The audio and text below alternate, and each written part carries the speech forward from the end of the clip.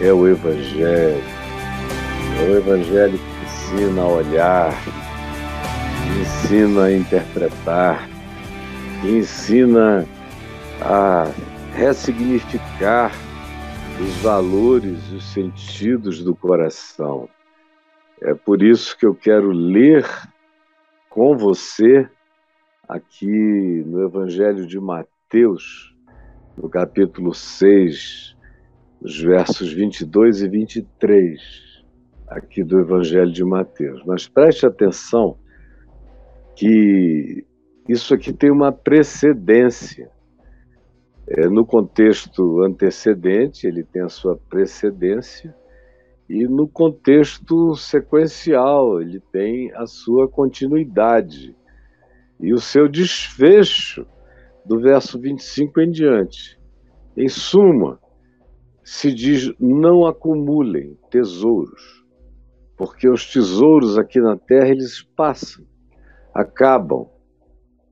É só olhar para a história e ver que os que tiveram tudo morreram como os indigentes, no máximo tendo uma tumba, uma pirâmide, mas a deterioração do corpo é igual, é uma socialização inevitável. Todos nós compartilhamos a mesma deterioração, a mesma putrefação. Vai passar, por mais que você acumule, vai deixar para alguém, para outros, e você não sabe o destino que darão. Por isso Jesus disse: mude, inverta o significado, acumule nos céus. E o que você acumula nos céus é o que você consegue colocar no coração. São os verdadeiros amores de durabilidade eterna. Porque o amor ao dinheiro, que é a raiz de todos os males, passa rápido e você passa antes. O dinheiro fica para outros, mas você já era. Agora, o que você ama em condições de sublimidade, se são coisas do amor, se são os tesouros de Deus, são todos fruto do amor, da justiça, da verdade, da compaixão, de uma vida que caminha nesse chão, que é o chão do reino de Deus, que é o chão do Evangelho. Aí você vai ficando rico para a eternidade, de coisas que não se deterioram. E aí vem, na sequência, o texto dos olhos, que é o que eu quero falar a respeito.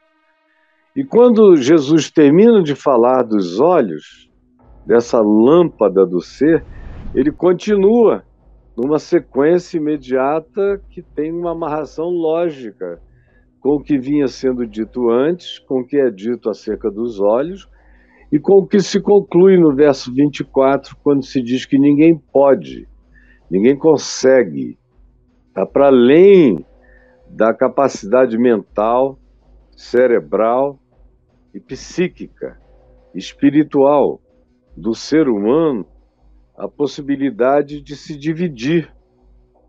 Se ele se dividir, ele adoece, ele se esquizofreniza.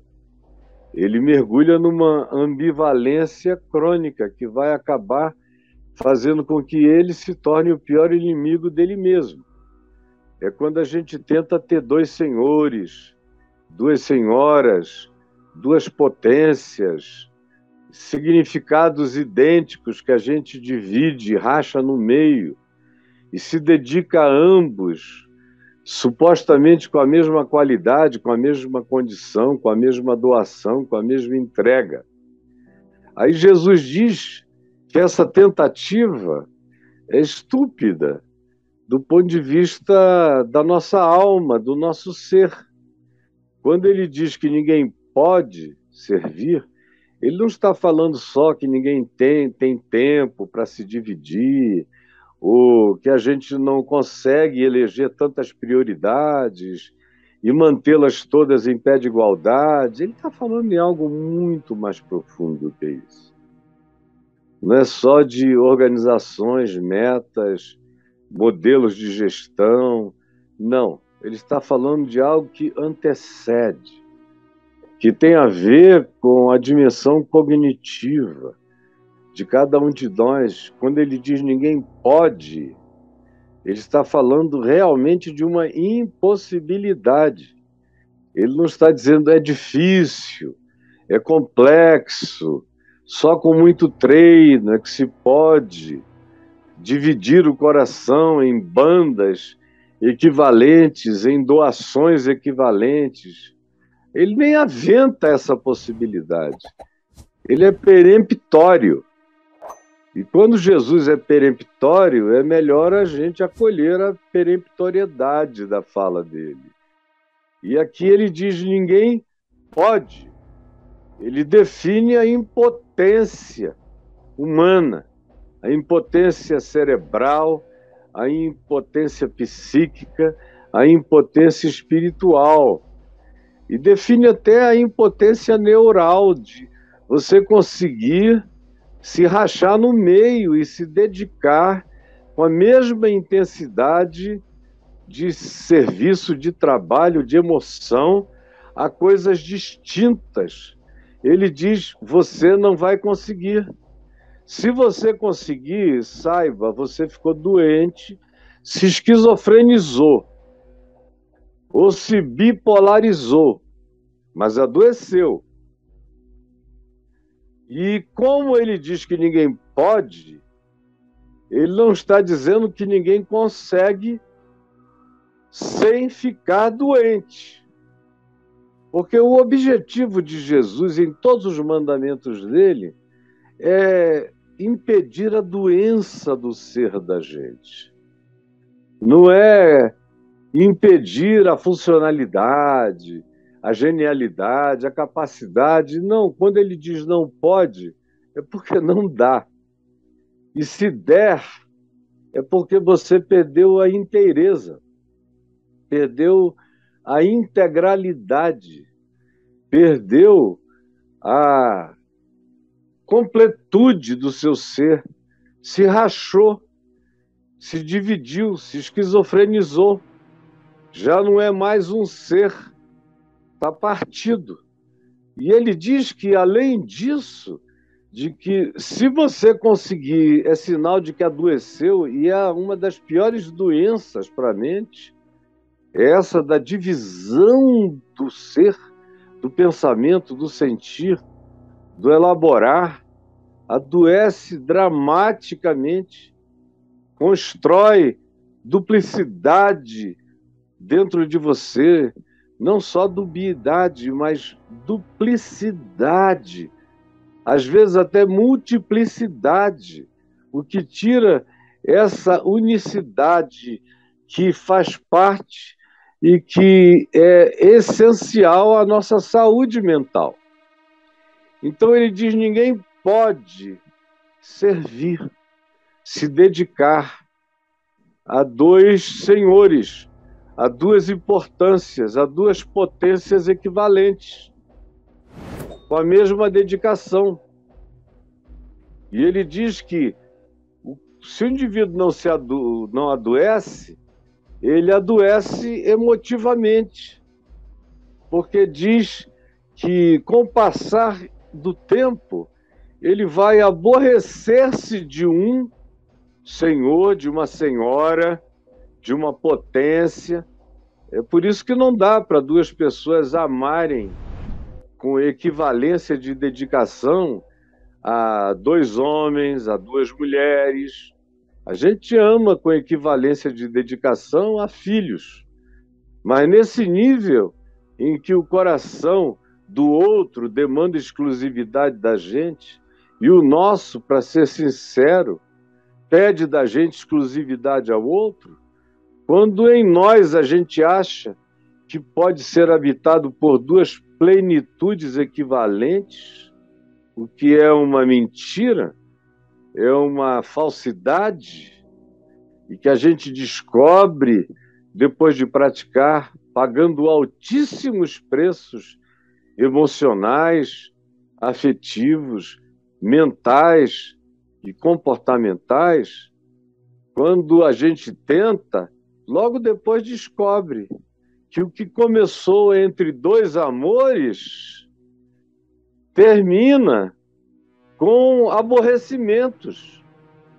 Amar a um e dizer que amo o outro, ouvindo duas demandas de quem quer ser amado, cuidado, servido, do mesmo modo que o outro é, quando as competições se estabelecem inevitavelmente, depois de um tempo, o ser que pretende essa onipotência de duplicidades e de equivalências emocionais, afetivas, de dedicação, percebe que o coração não tem essa amplitude de dedicação, de amores absolutos em estado de ambivalência, de ambiguidade. Não dá. E aí há uma escolha inconsciente. O processo é inconsciente. Depois de um tempo, por exemplo, um homem que tem duas mulheres, uma esposa e uma amante, ele pode começar dizendo que ama as duas. Eu amo a minha esposa, nunca vou deixá-la. Eu amo a minha amante, meu Deus, eu não posso deixar a minha amante. Eu preciso das duas para me completarem. Aí passa um tempo, eu sei perfeitamente como é que isso funciona, esse auto-engano, essa mentira. Eu sei na vida e na observação de centenas e milhares, como eu sei na minha vida, como isso é mentira, que você não pode. Depois de um tempo, o coração não aguenta mais aquela guerra civil emocional, aquela batalha interior de agora chegou a hora de amar a fulana, agora chegou a hora de me dar por inteiro a cicrano. Chega um momento que a alma não suporta. Seja um homem com duas mulheres, uma mulher com dois homens, seja uma mulher com duas mulheres, um homem com dois homens, seja Deus com as riquezas, sejam potestades, principados, poderes, potentados que demandam as nossas dedicações. Depois de um tempo a gente não aguenta mais. A alma não suporta. Se ela se entregar, ela adoece. E como ela não quer se entregar a essa angústia que divide, que racha, que bota você bipolarizado, sofrendo, angustiado, a solução da alma é escolher um lado para aborrecer. E também é um processo inconsciente. Você vai ficando irritado com um lado. Se for o lado mais bonzinho, legal, você fica irritado com ele. Se for o lado que mais te cobre, você também vai se irritar e vai aborrecer. Não existe saída, não tem alternativa, ninguém consegue, ninguém pode. Vai se aborrecer de um e vai amar o outro. Ou vai se devotar a um e vai desprezar o outro. É uma questão de tempo.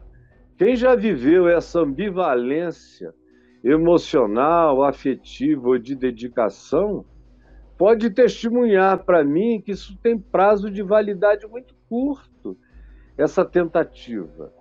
Não demora muito tempo e o coração, se não cair doente, esquizofrênico e bipolarizado, e vai precisar de tratamento, nem sempre com garantia de reversão, ou para se preservar, porque é uma tentativa de preservação, ele vai aborrecer-se de um e amar o outro, ou vai se devotar a um lado e vai desprezar o outro, porque ninguém pode, em dimensão nenhuma, e aqui na aplicação de Jesus é não poder servir a Deus e as riquezas, não dá. Eles entram na vida da gente, Deus ou as riquezas, com poder de divindade absoluta. Quando a gente ama as riquezas, elas nunca são relativas para nós. Elas sempre se absolutizam em nós. E Deus, não dá para amar a Deus com relatividade. Como eu vejo algumas pessoas que me dizem: olha, eu não tenho esse amor todo por Deus, mas eu o considero muito importante. Aí, inevitavelmente, se eu continuo a conversa e vou assim devagar auscultando, acabo descobrindo onde é que a pessoa depositou a dedicação absoluta dela. E ela deposita sempre em algum lugar e começa a relativizar. O que deveria ser absoluto passa a ser relativo. E o que deveria ser relativo começa a se tornar absoluto.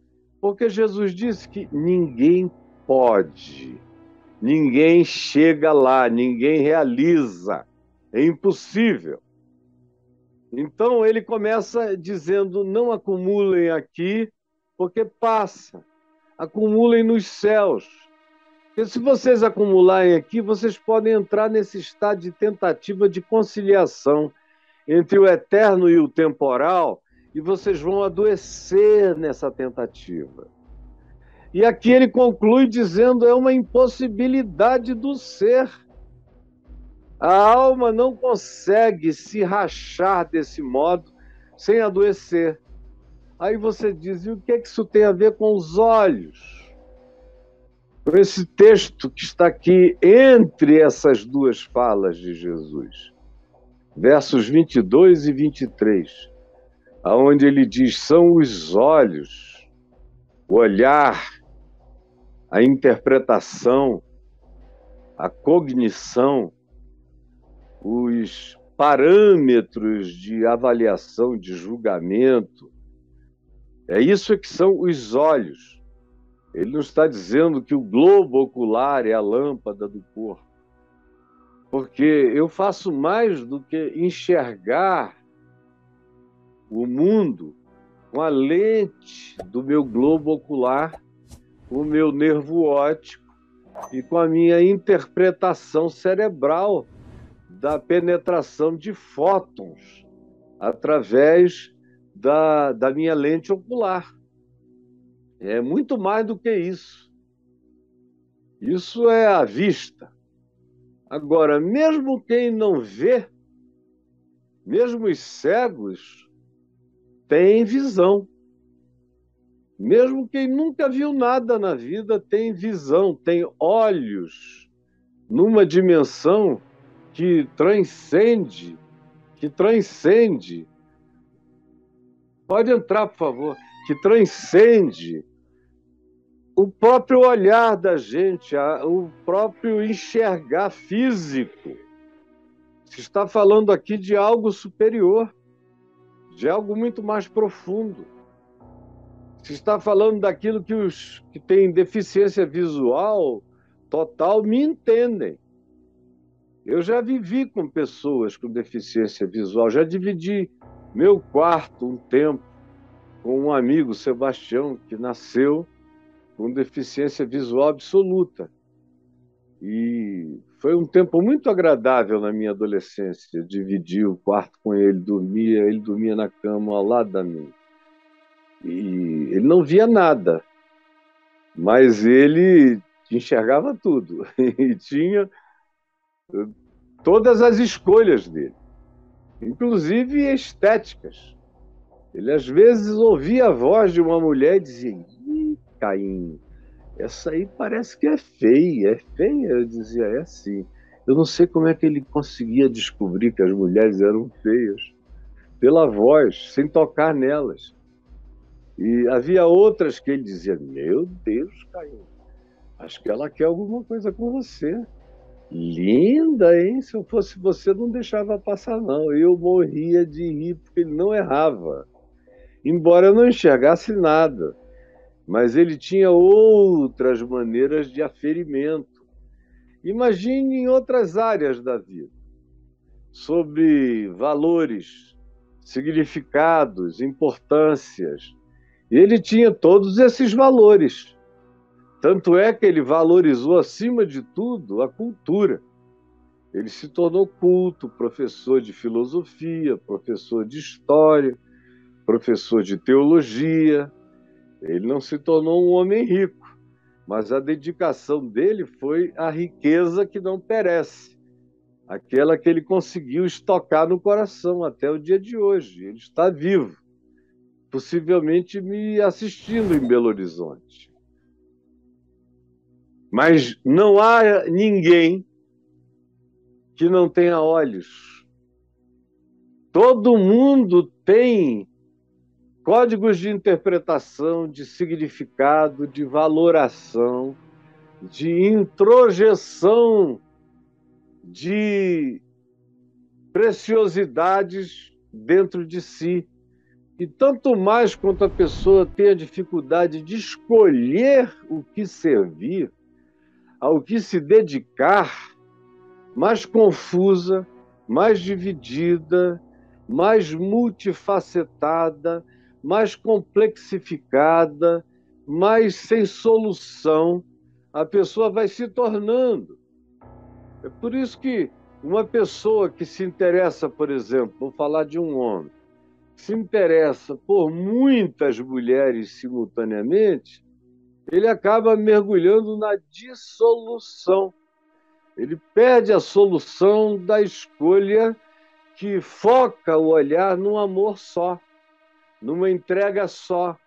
E aí ele dilui a capacidade do amor e ele passa a confundir amor com desejo múltiplo, com lascívia, por exemplo. E aí a solução psíquica da inteireza de um ser que ama é dissolvida. E o indivíduo perde a solidez desse foco, a objetividade desse foco, e dilui como se fosse um olho de mosca que vê para todos os lados. Mas ele perde o foco absoluto que é necessário para que o amor se nutra, por exemplo, num vínculo conjugal, ou para que você se dedique a algo que você ama. Por exemplo, ontem eu estava assistindo mais uma vez um documentário sobre a vida do Einstein. Eu já devo ter visto uns 30 e lido livros, histórias e biografias. E o cara tinha uma concentração só na vida desde criança. E ele desenvolveu o laboratório dele. O laboratório era a imaginação. Ele era o homem que dizia que entre ter uma grande inteligência e ter uma grande imaginação, ele preferia ter uma grande imaginação. Porque foi da falta de limite, da infinitude da sua imaginação que ele fez a sua inteligência acompanhar e servir a imaginação. Por isso, frequentemente, as suas soluções não foram pensadas, foram imaginadas. E eu me identifico imensamente com ele, porque desde criança que eu não sou uma pessoa que, antes de tudo, pensa. Antes de tudo, eu imagino. É depois que eu imagino é que eu dedico o meu pensamento ao que eu consigo imaginar, imaginando que, se eu consigo imaginar, eu consigo pensar o que eu imaginei. Eu consigo debulhar e eu consigo desconstruir para entender a minha própria imaginação. Isso faz parte de tudo o que eu intuo na vida. Mas é uma coisa só, eu nunca me dediquei a dois senhores. Eu me dedico a um só. É o Evangelho, é Jesus. E todos os meus outros interesses decorrem daí. São por causa da dedicação exclusiva ao Evangelho que eu me interesso por tantas outras coisas que ficam a serviço do Evangelho na minha mente e na minha vida, e não dividindo nada com o Evangelho. Não há nada na minha mente que divida o Evangelho. Qualquer coisa que você me veja interessado, falando, pensando, discorrendo, está sob o Evangelho em mim. Porque eu aprendi há muito tempo que ninguém pode dividir. Não dá para dizer o Evangelho é a minha filosofia de vida. Mas eu também acho Maquiavel importantíssimo quando se trata de tomar uma decisão no meio dos homens maus. Aí eu uso a filosofia de Maquiavel. Eu digo, cara, você não está servindo ao Evangelho, não existe esse lugar, não existe essa cláusula, não existe essa suspensão nem temporária, ou é ou não é. E se o Evangelho não for o absoluto, o teu olhar, o teu interpretar, perde o foco, perde a nitidez, perde a alegria, perde o amor. Porque eu, por exemplo, não consigo servir sem paixão. Eu não consigo me doar sem amor total. E quando se trata do Evangelho de Jesus, ou ele vem acima de tudo e antes de tudo e sobretudo, ou ele não é o que Jesus disse que ele precisa ser para eu me transformar no que o Evangelho pode fazer acontecer como regeneração, transformação, crescimento, evolução em mim. Para que haja essa evolução, tem que haver essa dedicação absoluta. Significa que eu sou um fanático que tem um tema só? Não.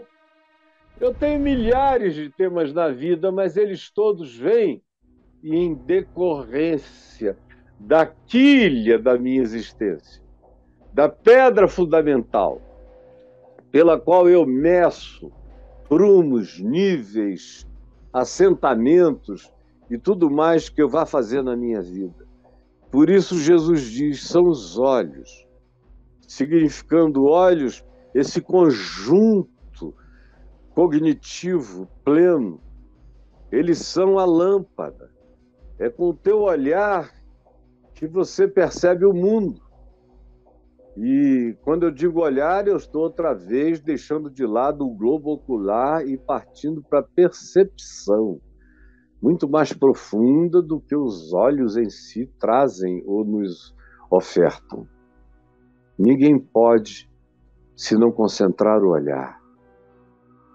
Eu acho interessante que hoje até a mecânica quântica já nos mostra como as coisas são alteradas pelo olhar do observador. Até no mundo subatômico. Você olha para uma partícula subatômica e o olhar do observador a altera, a muda, ou a transmuda, ou a duplica, ou a faz ter o seu recíproco projetado. O olhar muda, altera o ambiente físico da existência da qual o macro-universo, o universo gigante, esse que a gente enxerga com telescópios, é todo formado desses micro-universos que não estão acessíveis aos olhos, a não ser com equipamento absolutamente moderno, ou nos aceleradores de partícula, para você ver o resultado, frequentemente mais do que a observação do fato, você enxerga a consequência. O olhar muda a matéria.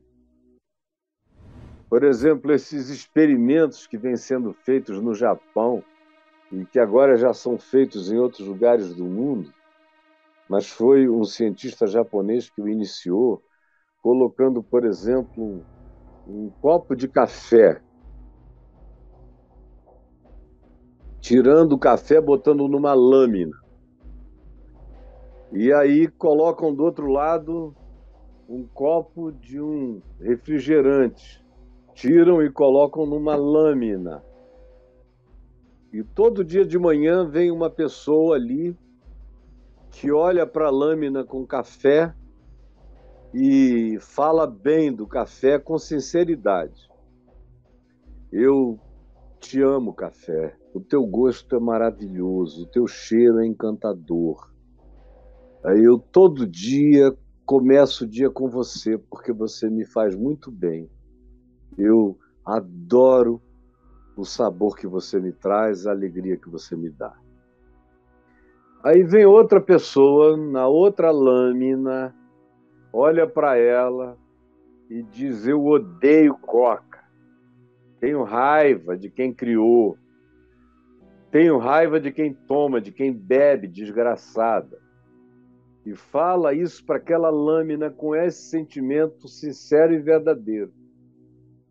Você depois bota as duas lâminas para serem examinadas por um microscópio de altíssima resolução. E está provado, é visível, não é uma especulação da mecânica quântica, está visível ao microscópio, que não precisa ser ultra especial. Você vê que as moléculas do café que recebeu a declaração e o olhar positivo e a fala positiva, você encontra essas moléculas em estado perfeito, lindo, algumas delas carregando até um desenho que se assemelha a uma árvore da vida, que se assemelha a uma estrela, ou que se assemelha àquela mandala chamada árvore da vida, onde todos os elementos geométricos cabem nela. Isso no elemento da lâmina que recebeu amor, carinho. Aí você vai para outra lâmina da Coca odiada por muita gente. E vai ver, ela está toda disforme. E se você disser, não, não vamos botar água não, não vamos botar Coca não, porque Coca é ruim demais. Vamos botar água. Você vai, faz a mesma afirmação raivosa sobre a lâmina de água e depois bota no microscópio, a molécula da água está toda deteriorada, deformada pelo teu olhar.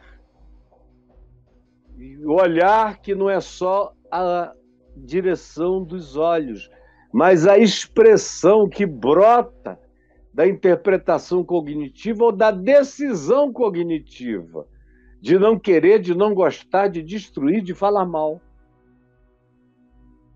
A gente está vivendo um tempo onde o que Jesus falou como sabedoria está se transformando em ciência demonstrável ante os nossos sentidos. Nosso olhar, a nossa percepção, nossa atitude, nossa postura, nossa fala, nossos pensamentos, nosso conjunto de raciocínios, nossa dedicação maior de pensar, de sentir, o tempo dedicado ao interpretar, tudo isso vai alterando a vida fora de nós e em nós. Porque a primeira alteração produzida é em mim. Eu sou o beneficiário inicial do meu olhar de graça, de amor, de compaixão, de bondade, de perdão. Eu sou o maior beneficiado. É em mim que as curas se operam. É em mim que a saúde mental se desenvolve. É em mim que a inteligência cresce. Porque uma pessoa que ama, que é compassiva, que é misericordiosa e perdoadora, não gasta a usina da sua energia mental com aquilo que seca o potencial da criatividade. mais do que tudo, que é o ódio, a antipatia, a guerra, o Estado armado, a vigilância negativa, de dia e de noite, a desconfiança, demanda uma energia emburrecedora para as grandes capacidades e potências humanas que vão sendo secadas para se concentrar no foco do tiro, da raiva, do ódio, da inimizade, e você não encontra gênios dedicados a isso. Me indique um único gênio dedicado a isso. Você encontra uns ogros estúpidos e burros. Você vê que os caras que mais odeiam são os mais emburrecidos da existência. E as pessoas que mais amam e que mais têm coração para a vida, em amor pela natureza, em amor pela criação, em amor pelo próximo, em amor por tudo que existe, são os que desenvolvem as mentes mais brilhantes, mais amplas, mais profundas, mais carregadas daquilo que edifica a vida e edifica o próprio indivíduo. Primeiro beneficiado, quando os meus olhos são bons, quando os meus olhos iluminam a vida, sou eu. A primeira cura é minha, mas não só minha, ela tem o poder de produzir cura em outros. O meu olhar muda o mundo. Eu vejo o mesmo mundo que você vê. Eu leio as mesmas notícias que você lê. Eu assisto provavelmente muito mais do que você notícias do Brasil e do mundo. Eu passo quase o dia inteiro recebendo informação, não é da internet. Eu deixo televisões ligadas, às vezes lá embaixo na sala, aqui embaixo no meu quarto, deixo em canais diferentes, vejo coisas diferentes, congelo, espero, gravo, volto para continuar assistindo, me informo todo dia sobre tudo aqui, no Brasil, nos Estados Unidos, na Europa, no Oriente Médio, no mundo inteiro, faço a minha síntese. E por que que você, que não faz quase nada disso aí que eu estou falando, com qualquer informação que você receba, você já perde o juízo, já vai ficando com raiva, já vai chutando cachorro, já vai ficando odiento. Por quê? Porque existem valores em você que são os que determinam os significados da sua interpretação.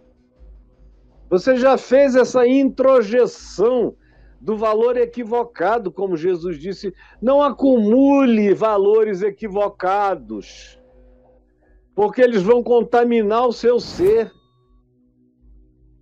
Nem tente amar disparidades, porque você não vai conseguir e vai adoecer. Adoecer a si mesmo e adoecer os outros, pelo seu olhar adoecido. Busque o foco singular, como Paulo diz, nas coisas lá do alto, onde Cristo vive, assentado à direita de Deus. Pensai nas coisas lá do alto, buscai as coisas lá do alto, vivei as coisas lá do alto, buscando o que é puro, o que é limpo, o que é de boa fama, o que não é degradação dos outros, mas o que possa carregar louvor, construtividade, estímulo. Faça assim, projete esse olhar, veja o melhor. Hoje, seu filho não está legal, mas isso não é uma conversa póstuma, ele está vivo. Ontem alguém estava me falando de uma pessoa. Ah, você nunca faz isso para mim. E foi meio definitivo. Aí eu ri e falei, escuta, Essa não é uma conversa póstuma, ela está viva aqui na tua frente. Está até rindo, muito provavelmente com disposição de fazer o que você gostaria que ela fizesse. Por que que você não dá só um beijinho e um abraço? E você vai ver como o resultado vai ser extremamente superior do que só deixar um vaticínio do tipo você nunca. Não existe isso. Nunca é demais no tempo e espaço, na vida terrena. E ainda mais sabendo que tem eternidade, ainda mais sabendo que mesmo depois que a vida cessa aqui, o indivíduo ainda pode mudar para a eternidade. Nunca é uma palavra que devia ser banida de quem ama, do coração de quem ama, do coração de quem tem fé, do coração de quem projeta o bem. Tem pessoas que eu olho hoje à minha volta, no meu horizonte, e digo que elas são horríveis. Horríveis. Que eu não gosto de como elas são, não gosto de quem elas são, não gosto do que elas fazem, não gosto de nada do que elas dizem, pensam e ensinam. Mas eu não digo para mim mesmo, nem para ninguém, que elas nunca poderão se converter. A gente não sabe o que a velhice vai trazer. A gente não sabe o que uma doença pode produzir. A gente não sabe o que uma impotência, uma falência, o que as perdas podem gerar de bem no coração de uma pessoa. A gente sabe o que a perda pode gerar de mal. Mas muitas vezes produz coisas absolutamente impensáveis, alteram valores, mostram o engano, a ilusão, a miragem, na qual a pessoa viveu tantos anos, e às vezes num choque, às vezes é um câncer terminal que termina a maldade de uma pessoa e a catapulta na direção de uma outra interpretação da vida. Existe possibilidade de cura para quem enxerga com trevas. Jesus diz, são os olhos a lâmpada. Pode iluminar o mundo. Eu ia dizendo, eu olho e habito o mesmo mundo que você. Mas eu tenho outras percepções sobre o mundo que eventualmente você não carrega. Tem muita gente que me diz, não, isso aqui é o inferno, não tem jeito, então deixa eu infernizar o mundo, porque o mundo já é um inferno. Como tem gente agora nessa onda de comprar armas e armas e armas, foram adquiridas mais de 2,5 milhões de armas. Tem pessoas que têm 60 armas em casa, rifles, AR-15, e rifles de guerra em casa, preparados para uma guerra. Imagina como é a cabeça do sujeito desse. Eu não quero nem visitar essa mente por nem um segundo. Quanta treva, quanta ameaça, quanta expectativa ruim, quanta disposição. Outro dia alguém me perguntou aqui, uma moça, mas eu não posso nem comprar uma arma para se defender? Eu falei, se você quiser, pode. Mas já é um mau sinal, minha filha. Primeiro porque você vai ter essa arma roubada. 90 e tantos % dos usuários perdem a arma. Até o capitão, que tinha uma, levaram no tapa, tomaram a dele, ali em Vila Isabel, há uns anos atrás. Tem muita falácia nisso. Ele quer que vocês se armem para, no caso de uma guerra civil, o contingente dele está mais armado do que o exército até. Mas já é um olhar das trevas para a vida, já é o pior olhar. Não é um olhar que transforma o mundo, não é um olhar que projeta o bem, não é um olhar que imagina a educação, a saúde, a cultura, a equivalência de ganhos, a melhoria, a diminuição do abismamento social entre as classes e as pessoas. Não é um olhar que carrega nada disso. Um olhar que carrega tudo isso tem que ter pulsão de amor, de desejo bondoso, de carinho e de misericórdia. Tem que iluminar o mundo com luz. Tem que ser uma apreciação que carregue a perspectiva da transformação. A mesma coisa na sua casa. Casamento. Não tem casamento que não canse. Uma pessoa que diga: não, eu me casei, já estou casado há 30 anos, nunca tive um dia de cansaço com a minha esposa ou com o meu marido. Está mentindo. Todo mundo já cansou, já disse: poxa, será que ele não aprende isso? De coisas pequenas a coisas maiores. A gente cansa. E se nesse cansaço você se entregar, o seu olhar pode mudar. Ou então você pode cair naquela tolice de ver um filho fazer uma coisa muito errada e dizer: esse aí não tem jeito não, ele repetiu a mesma coisa que o pai dele sempre faz, aquele desgraçado que eu deixei, igualzinho. Aí quando começa a falar isso para o filho, para a filha, vão plantando as sementes dessa treva no coração e se tornam responsáveis por isso, são semeadores de trevas. Por quê? Porque apesar de ser mãe ou de ser pai, o olhar é um olhar de trevas, com projeção do pior. Agora, quando o teu olhar é bom sempre, você está sempre projetando o melhor, você está chamando a pior experiência no máximo de fase que vai passar. É só uma fase que vai passar. Mas, se você não tiver essa atitude mental, assim como você altera moléculas com seu olhar raivoso ou com seu olhar bondoso, assim como você altera partículas subatômicas com a sua observação, você também tem um mundo que você enxerga.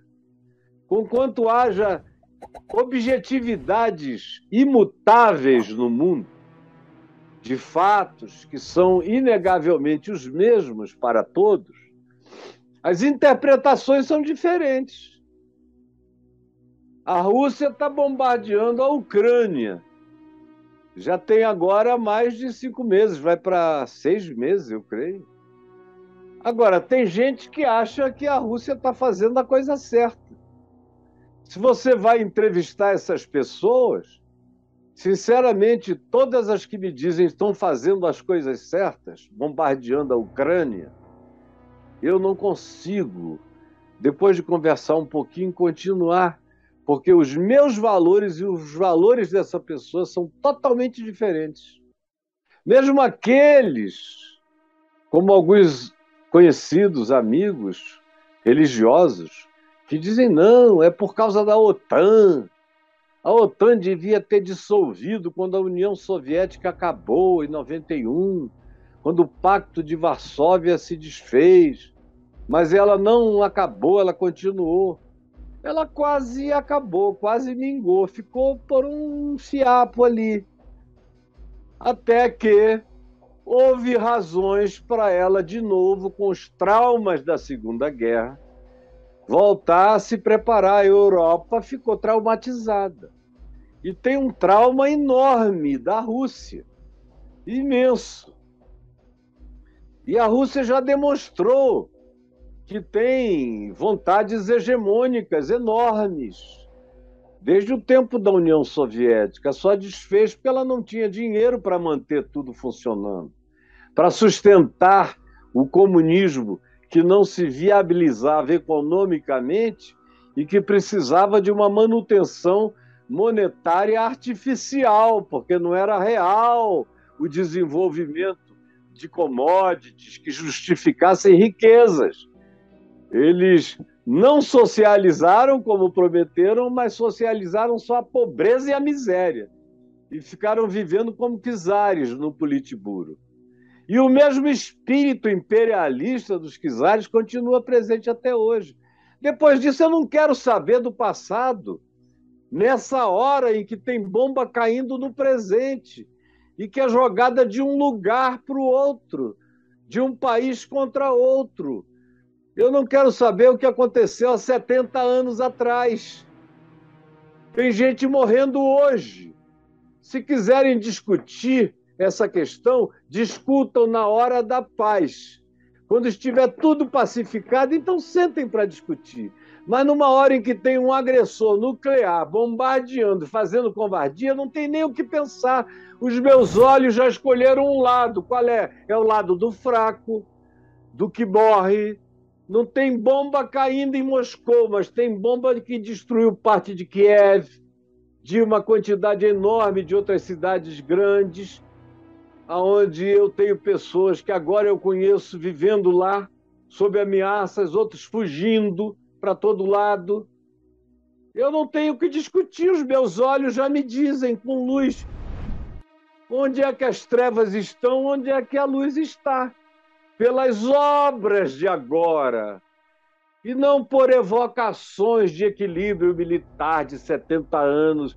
Isso é argumento para quem não quer reconhecer com simplicidade que tem uma covardia cósmica sendo praticada contra um povo frágil, que só está se defendendo com galhardia incomparável. Mas são os olhos. Cada um tem os seus próprios olhos. Essa eleição vem aí. E aí nós vamos votar, nós vamos ver a projeção do olhar.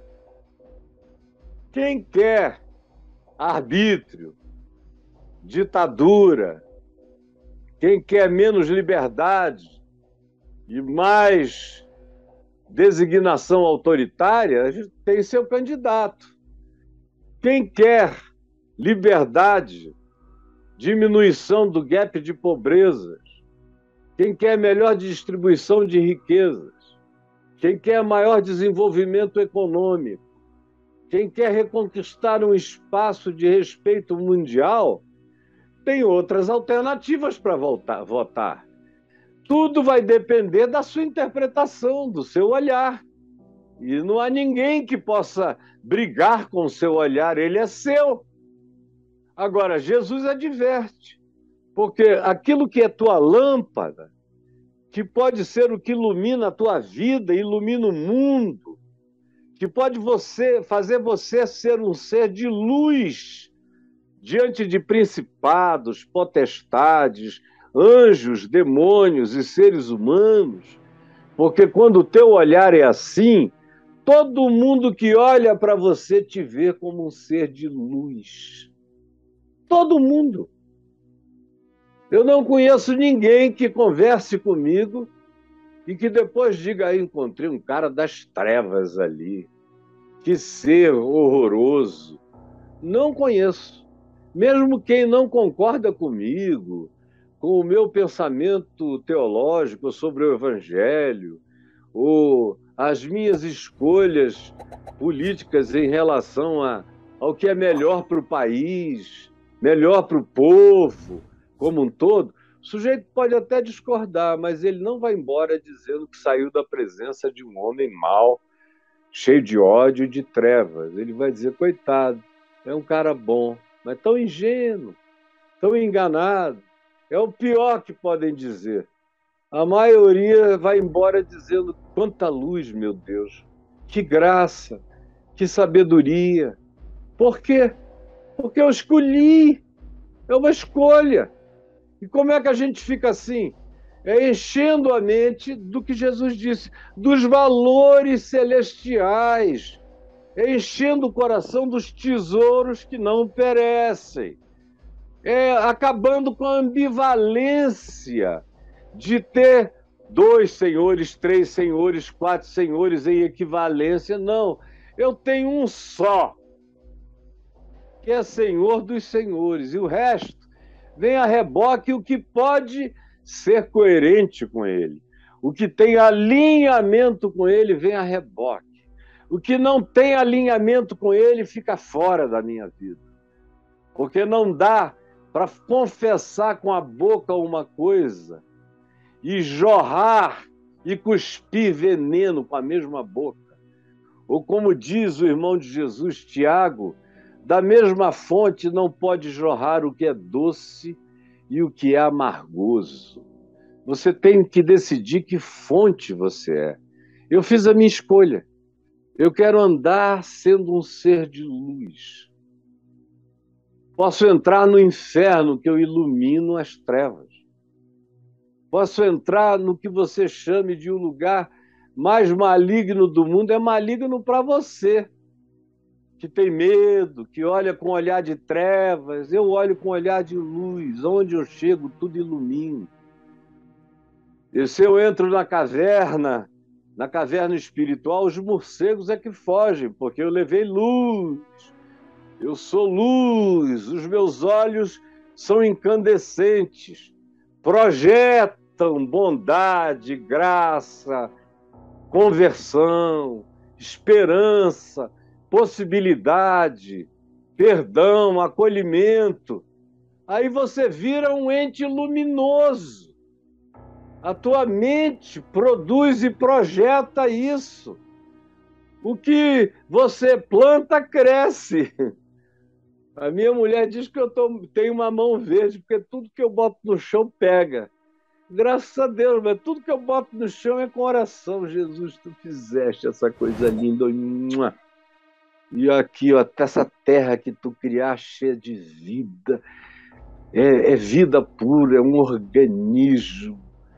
É maravilhoso, é um corpo de vida perfeito para produzir tudo o que nos alimenta, o que nos serve, que seja para a tua glória. E planta lá que você vai ver, molhe com amor, olhe com carinho e bote um adubo bom que não tem jeito de não florescer.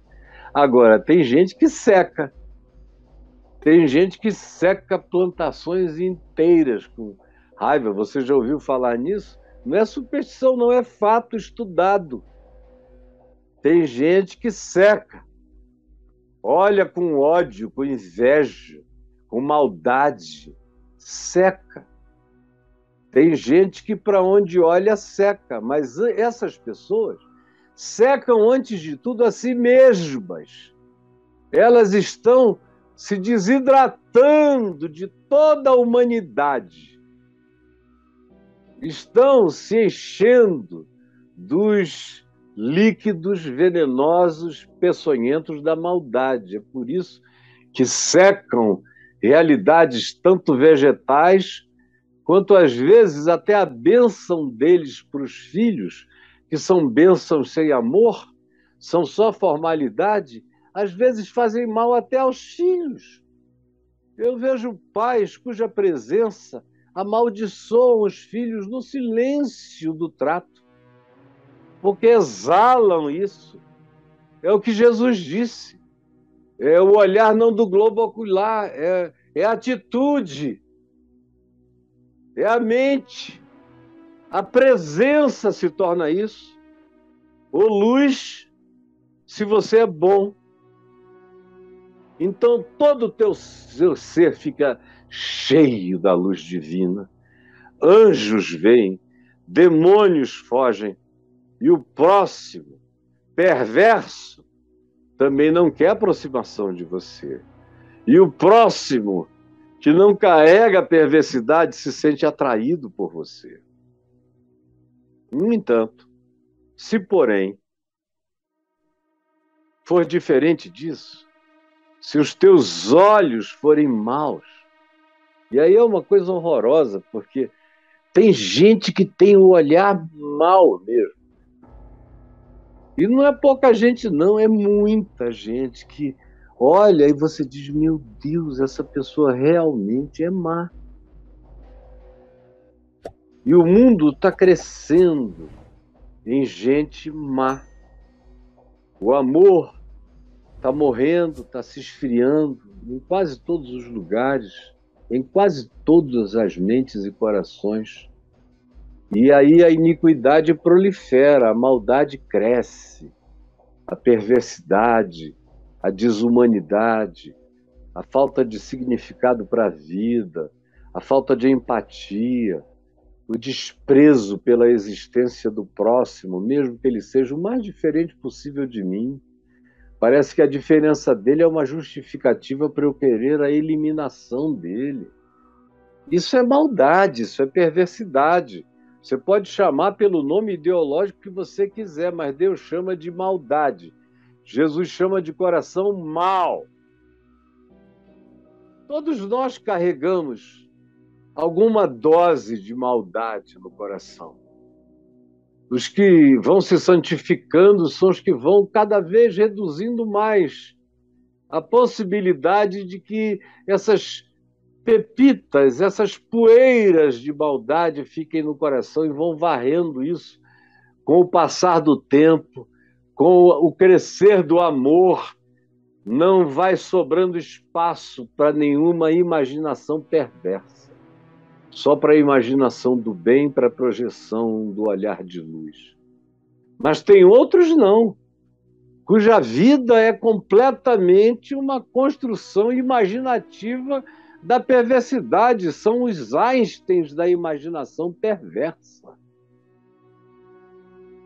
São os Einsteins não das grandes teorias sobre o significado da luz, por exemplo, mas é sobre as trevas que eles dedicam as suas teses de vida. Se os teus olhos forem maus, se a tua interpretação for nojenta, suja, enciumada, competitiva, se for arrogante, soberba, teu ser todo, tudo em ti vai ser treva. Aí você fica preocupado, como eu vejo, eu morro de rir até hoje, quando o pessoal manda dizendo, tem até gente instruída, que manda para mim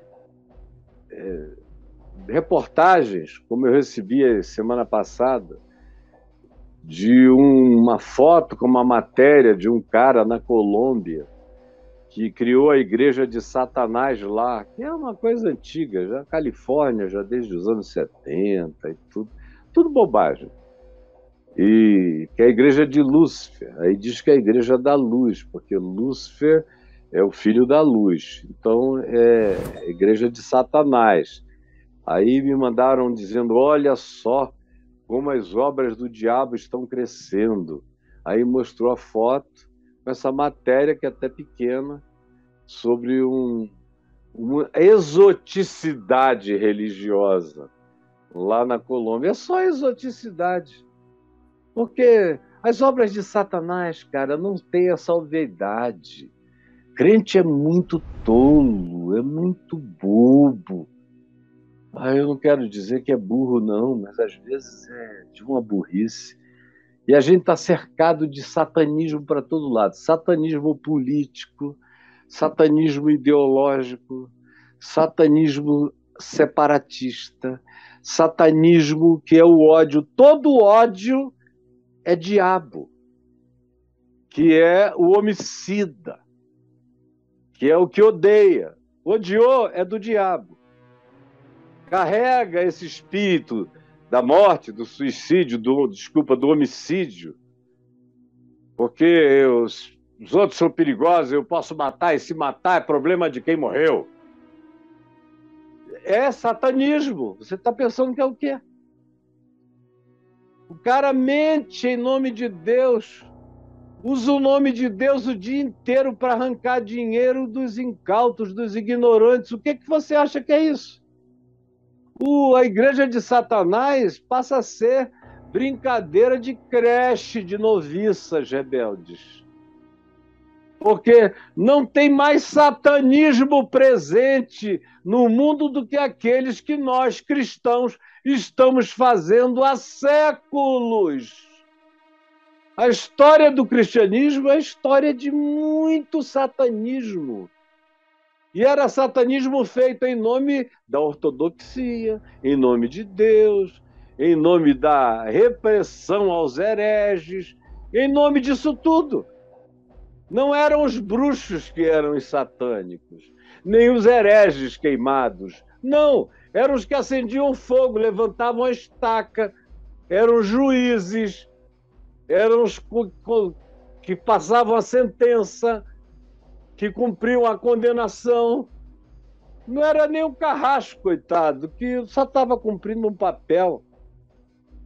As maiores obras de satanismo que o Ocidente da Terra conheceu foram produzidas nos altares do cristianismo, nos ódios, nas devassidões hipócritas, mentirosas, comendo bunda de criança, homossexualidade imposta sobre alunos e noviços, gravidez de meninas que eram forçadas a abortar, como eu já atendi várias, e eu não tenho tempo para contar tantas histórias. E essa coisa monstruosa de designar as pessoas para o inferno assim à toa. Não frequenta a minha igreja, é do inferno. Não foi batizado, está no inferno. Foi batizado, mas só com água católica na cabeça, está no inferno. Frequenta uma denominação esquisita, está no inferno. É tudo inferno. De onde é que vocês acham que nasce, que brota o maior satanismo do Ocidente? Se não da atitude do cristianismo cheio de intolerância, ódio e discriminação entre as gentes. Me diga. Porque, infelizmente, eu digo isso com temor, tremor e dor. Eu conheço muito mais pessoas com um olhar bom do lado de fora do que do lado de dentro da igreja. E do lado de fora, alguns que eu conheço com o melhor olhar são os que foram expulsos, ou são os que, por causa da opressão, não aguentaram mais e saíram. Por que eles foram expulsos e por que eles saíram? 99% porque eram pessoas do bem. E a comunidade não aguentou a bondade de fé e do evangelho nelas, nem a pregação pura e simples do evangelho nelas. Não. E aí a expulsaram.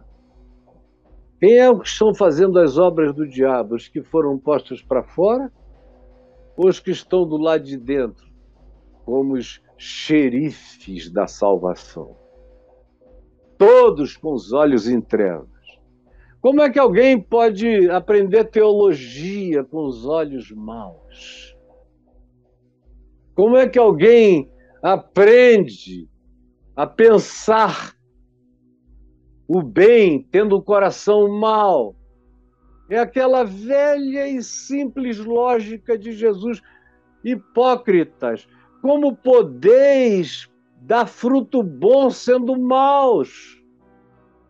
Como podeis produzir figos sendo espinheiros? Como é que vocês podem? É a lógica que ele repete o tempo todo, dizendo: vem do coração, tanto a luz quanto as trevas. Se vocês forem maus, todo ser de vocês vai ser uma treva ambulante. Você vai ser exatamente o que o diabo gosta. E olha, o diabo gosta muito mais de alguns de vocês do que de gente que está no satanismo. Que às vezes trata os filhos melhor, trata a mulher melhor, considera aquilo ali uma exoticidade, mas você não, você leva a sério. Se você pudesse, você fazia até maldade com os que não confessam exatamente o que você gostaria que elas confessassem. Aí você se torna, faz parte dessa congregação das trevas. É a grande ironia, as gargalhadas do diabo são essas. É de ver a congregação das trevas dizendo que o resto do mundo está indo para o inferno. Portanto, caso o que deveria ser tua luz, que é o que Deus te deu como graça, que é o teu espírito, que é a capacidade de amar e de escolher com o teu livre-arbítrio o melhor para a vida, se isso for trocado pelas escolhas, pelos valores, pelos significados opostos, antitéticos, tu vais se transformar na antítese da luz, tu vais te transformar em treva. caso a luz que há em ti sejam trevas, se o que deveria ser tua luz virou treva, ai, meu Deus, Jesus diz, quão grandes trevas serão. E é interessante que nem do inferno ele usa uma expressão superlativa assim. Treva, mas aqui ele chama o coração humano de um lugar que pode abrigar as grandes trevas. Não estão em nenhum beco do lixo, não estão em nenhum lugar assim da terra, mas estão em ti. Quão grandes trevas serão. Isso pode ter cura? Pode. Manassés tinha um coração cheio de treva. Paulo diz que ele caminhava na treva absoluta do ódio, do homicídio. Aí ele diz, e de trevas, tchan, resplandeceu luz. Houve luz, e eu vi a glória de Deus na face de Cristo. E enxerguei por uma misericórdia, porque eu mesmo andando no meu próprio caminho, se não fosse o atropelo daquela soberania, eu teria continuado matando, até morrer de raiva, até morrer de ódio, até ser destruído por mim mesmo, sem a glória de ter morrido, decapitado por ordem de Nero, o que é um privilégio que só profetas da luz experimentam caminhando nesse mundo. Jesus, eu peço que essa palavra, que não é nova, que eu mesmo já falei aqui e já escrevi sobre ela tantas vezes e de tantos ângulos e por tantas perspectivas, dizendo sempre a mesma verdade, que ela tem alcançado hoje quem já ouviu, quem ouviu pela primeira vez e quem chegou aqui não querendo ouvir nada, mas que não conseguiu deixar de ouvir. E eu peço que o teu Espírito, que é santo, puro e verdadeiro, faça essa palavra rasgar o véu da incredulidade e as tapadeiras das trevas no coração de todos. É o que eu te imploro. Em nome de Jesus. Amém e amém.